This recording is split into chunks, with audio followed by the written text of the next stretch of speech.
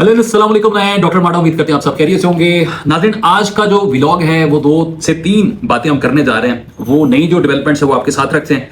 एक तो जनाब पाकिस्तान तहरीक इंसाफ के 4 लीडरान को 10-10 साल जनाब कैद हो चुकी है, जिसमें उमर सरफराज चीमा है, यास्मीन राशिद हैं और महमूद रशीद, एजाज चौधरी साहब। ये वो लोग हैं जिनको 10 साल जनाब सजा सुनाई गई है। और इसके साथ साथ एक बरियत भी हुई है, वो शाह महमूद कुरैशी साहब की हुई है। इस पर पाकिस्तान तहरीक इंसाफ ने क्या स्टांस अपनाया।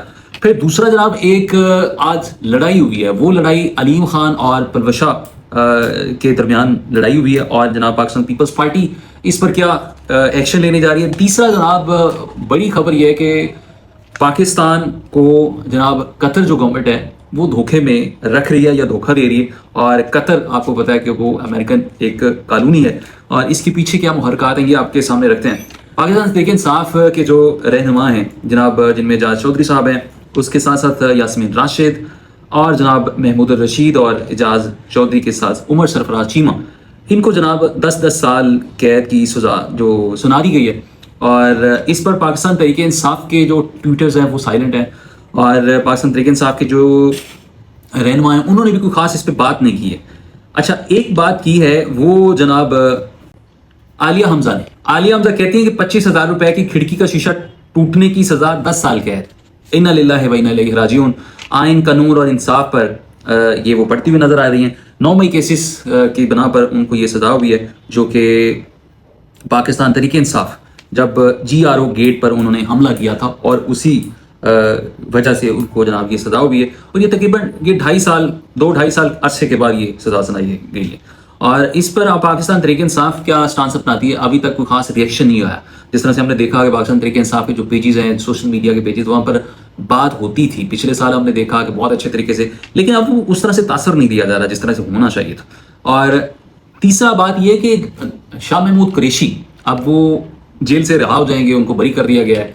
और पाकिस्तान तहरीक इंसाफ की जो एक जमहूरियत पसंदाना जो रवैया है वो परवान चढ़ेगा। पाकिस्तान तहरीक इंसाफ के जो सीनियर रहनुमा शाह महमूद कुरैशी जब वो बाहर आएंगे, बाहर आने के बाद मुल्क के अंदर मैं ये समझता हूँ कि एक जमहूरियत का जो एक नया बाब वो रकम होने जा रहा है। शाह महमूद कुरैशी बहुत बड़े मुंजे हुए सियासतदान हैं, वो अपोजिशन के साथ बैठते थे और फिर अब जब खुद अपोजिशन में होंगे तो फिर वो पाकिस्तान तहरीक इंसाफ की जो ये कायमा कमेटी है उसके साथ मिलकर हुकूमत के साथ कोई डील बनाई जा सकती है या हुकूमत को किसी एक मुद्दे पर इकट्ठा किया जा सकता है। दूसरी खबर जनाब, जिस तरह से हम बात कर रहे हैं कि अलीम खान और जनाब पलवशा खान, इनमें जनाब लड़ाई हुई है और एक दूसरे को उन्होंने शटअप कॉल दी है।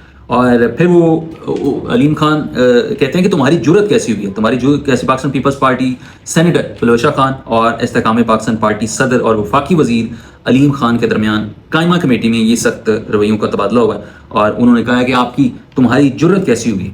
और इस पर पलवशा खान वो गुस्से में आ गई और अलीम खान कहते हैं कि मैं MNA हूँ, किसी का लाया हुआ या बैठाया हुआ नहीं हूँ। इस पर उन्होंने गुस्से का इजहार किया और तुम कारोबार भी करते हो और वजीर भी बने हो और सवाल करने पर धमकियां देते हो, ये पलवशा खान ने कहा। उस पर उन्होंने कहा कि मैं MNA हूँ, किसी ने यहाँ ला कर मुझे बैठाया नहीं है और आप बात करते हो, मुझसे सवाल करते हो।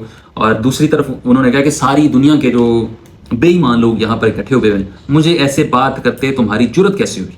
ये वफाकी वजीर के रवैये जनाब, ये वो उन्होंने कमेटी के चेयरमैन से भी कहा कि इस पर रूलिंग होनी चाहिए। वो कहती हैं कि मेरी पार्टी तक ये जब बात जाएगी तो वो इस पर खुद ही एक्शन ले लेंगे।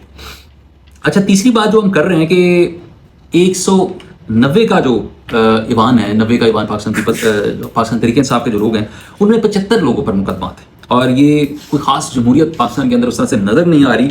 अगर जमहूरियत आपने देखनी है तो KP में देखें। KP में जिस तरह से अपोजिशन को साथ लेकर चला जा रहा है, NFC वार्ड के हवाले से जिस तरह से उन्होंने अपोजिशन को साथ मिलाकर चले, वो आपको एक मंजर बताता है कि वहां पर एक जमहूरियत परवान चढ़ते हुए नजर आ रही। अच्छा, जो अगली खबर जनाब हम आपसे शेयर करने जा रहे हैं वो क्या है, वो ये इस्तेमाल किया जा रहा है कि पाकिस्तान को कतर के खिलाफ जिस तरह से किया गया या कतर पाकिस्तान के खिलाफ जो प्रोपेगेंडा कर रहा है और कतर ने पाकिस्तान को धोखा दे दिया, ये सारा आलम ने आज कहा कि जिस तरह से वो कहते हैं कि जब अफगानिस्तान के खिलाफ जिस तरह से वो एक्शन जिस तरह से उस दिन लिया गया, अगर पाकिस्तान को कतर की गवर्नमेंट ना रोकती तो शायद हम जो है ना वो जंग जीत जाते। और कतर ने पाकिस्तान को धोखा दिया। ये आप सभी जानते हैं कि कतर पाकिस्तान کو استعمال کرتا ہے ہمیشہ کی طرح, اور قطر ایک طرح کی جو امریکن کالونی سمجھا جاتا ہے, اور سب کچھ امریکہ کے کہنے پر یہ ہو رہا ہے. اور جس طرح سے پاکستان نے ٹی ٹی پی کو ختم کرنے کے لیے قطر پر بھروسہ کیا, اور ٹی ٹی پی کو ختم کرنے کے حوالے سے ان کو آگاہ بھی کیا تھا اور حملہ بھی کیا, اور اس کو درمیان میں جناب جب قطر کودا تو اس نے جناب شلہ صفائی کروائی, اور اس کو مزید حملے کو اور مزید کارروائیاں روکنے میں پاکستان کو باور کروایا کہ جناب قطر کے باور یہ کروایا گیا کہ جناب افغانستان کے خلاف اس طرح سے ایکشن نہیں ہونا چاہیے.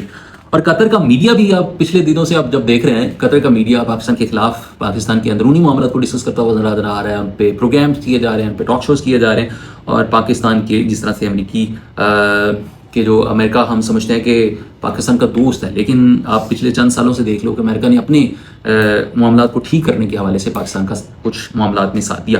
اور جس طرح سے آپ دیکھتے ہیں کہ شہباز شریف نے یہ کہا کہ اس کو پیس کے حوالے سے ان کو ایوارڈ ملنا چاہیے, ان کو پیس پرائز ملنا چاہیے.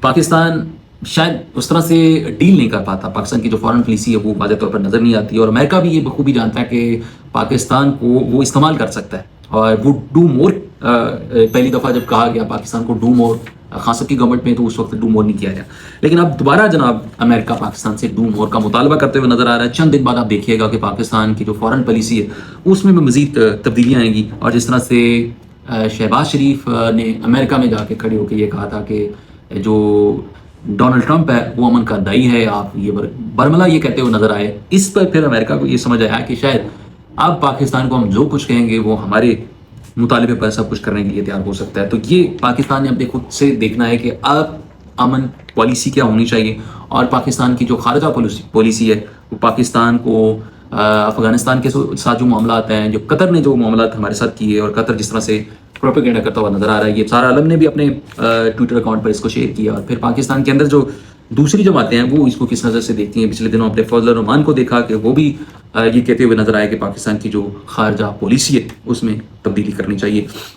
تو یہ جناب آج کی کچھ جو نئی ڈیولپمنٹس تھیں, نئی اپڈیٹس تھیں, وہ آپ کے سامنے رکھی. اور ابھی تک آپ نے چینل کو سبسکرائب نہیں کیا تو چینل کو سبسکرائب کر لیں تاکہ میری ویڈیو آپ تک بر وقت اور تسلسل کے ساتھ پہنچتی رہے. اپنا ڈھیر سارا خیال رکھیے گا. مجھے دیجیے اجازت. اللہ حافظ.